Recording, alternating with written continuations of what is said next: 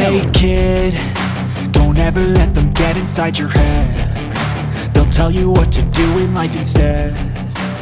Debut hoki Caraka di Timnas Indonesia tersorot legenda Chelsea. Sinteyong pun dapat pujian. Informasi selanjutnya, sudah jauh-jauh hari Sinteyong beberkan kunci jika ingin Timnas Indonesia kuat bersaing di level Asia. Cuma lakukan hal ini. Dan yang terakhir, momen Egy Maulana Fikri gocek Dimas Derajat di laga Timnas Indonesia versus Brunei Darussalam menjadi sorotan. Simak selengkapnya di sini bersama saya untuk Anda. With intent can help you feel alive. Find a passion, take some action, and with a little time, just be patient, make a statement, try to enjoy your life. Di informasi yang pertama, Direktur Teknik Garuda Select Dennis Wise memberikan komentarnya untuk debut hoki Caraka di Timnas Indonesia. Hoki mencatatkan caps perdananya di skuad Garuda saat pertandingan melawan Brunei Darussalam.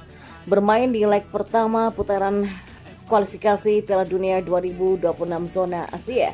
Dia tampil sebagai starter dan diberikan waktu 58 menit beraksi di lapangan. Dia menjadi salah satu pemain yang benar-benar mendapatkan didikan langsung Sinteyong masih di Timnas U19 Indonesia. Sebelum langkahnya mencapai skuad Garuda, Hoki sempat menjalani program Garuda Select tempatnya pada 2020 sampai 2022. Mendengar kabar debut hoki Caraka, Dennis Wise awalnya cukup kaget. Dia sebenarnya memantau kabar mantan anak asuhnya itu lewat media sosial. Menurutnya, hoki yang bermain di timnas senior jadi momen spesial. Saya itu selalu memperhatikan apa yang terjadi di level internasional karena banyak pemain Garuda Select yang terpilih untuk timnas Indonesia di berbagai kelompok umur. Tapi melihat kabar di media sosial kalau hoki menjalani debut timnas senior itu rasanya spesial ya. Ia sudah melangkah ke langkah besar dalam waktu yang sangat singkat berkat kerja kerasnya. Ia selalu mendengarkan apa yang kami berikan dan menunjukkan hasilnya di lapangan.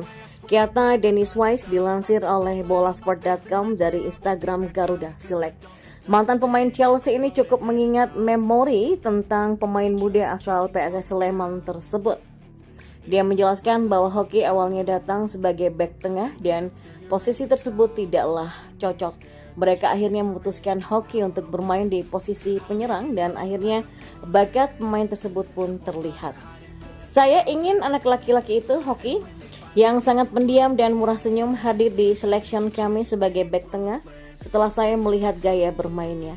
Saya menyadari itu bukan posisinya, saya ubah posisi sebagai penyerang tengah, hanya butuh 20 menit, ia mencetak 3 gol dan kemampuan alaminya sudah terlihat. Saya yakin anak ini punya kemampuan dan suatu hari nanti akan bermain untuk timnas. Saya selalu bilang kepadanya, jika dia cukup bagus, usia tidak akan menjadi masalah, ujarnya. Dennis juga mengapresiasi sikap pelatih Sinteyong yang memberikan kesempatan untuk hoki. Menurutnya pemain berusia 19 tahun ini punya fisik dan mental yang mumpuni. Hal tersebut pun membuat dia akhirnya bisa bersaing dengan pemain yang lebih senior dan juga lebih berpengalaman. Ya, pelatih timnas juga bisa melihat bahwa ia cukup kuat secara fisik dan juga mental untuk bisa terpilih, kata Dennis Wise.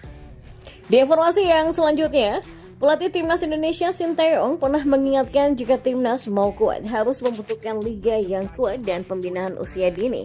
Timnas Indonesia di bawah kepelatihan Sinteyong sangatlah terlihat progres yang sangat baik.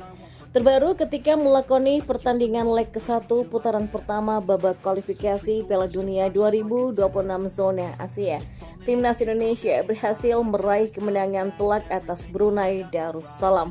Bermain di Stadion Utama Gelora Bung Karno atau SUGBK pada Kamis 12 Oktober, Timnas Indonesia berhasil melumat Brunei Darussalam dengan skor 6-0.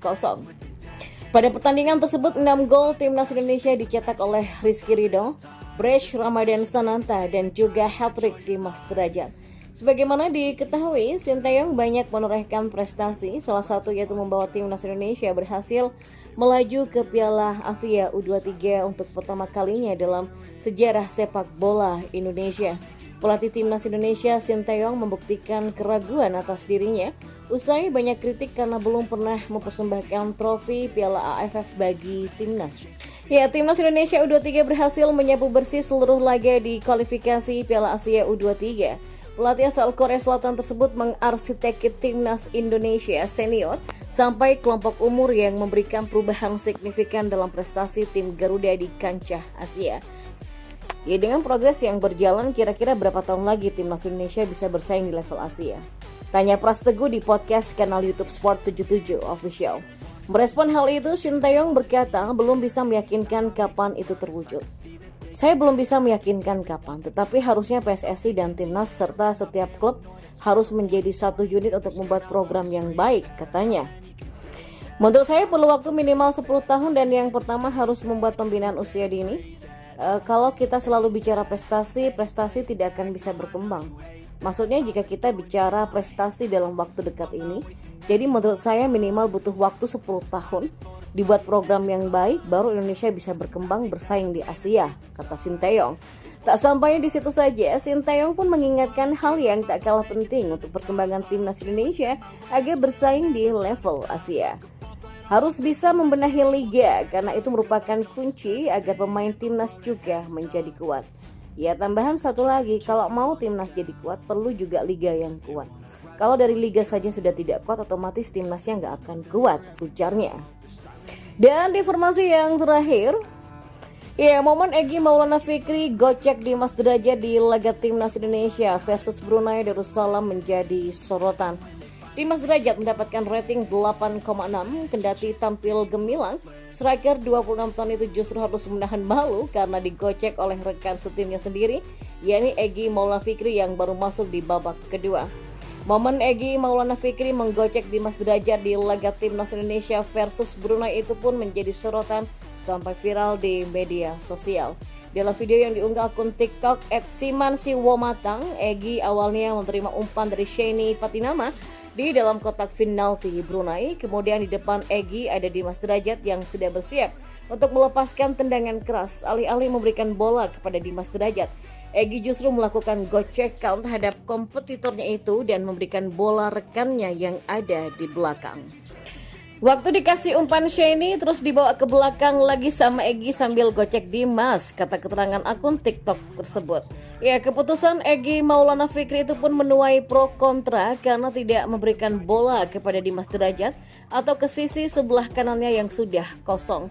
Ya, melihat dari rating, Egy menjadi pemain dengan nilai terendah setelah tampil dari bangku cadangan dengan nilai 6,3. Terlepas dari hal itu, kemenangan 6-0 atas Brunei Darussalam membuat Timnas Indonesia berada di atas kertas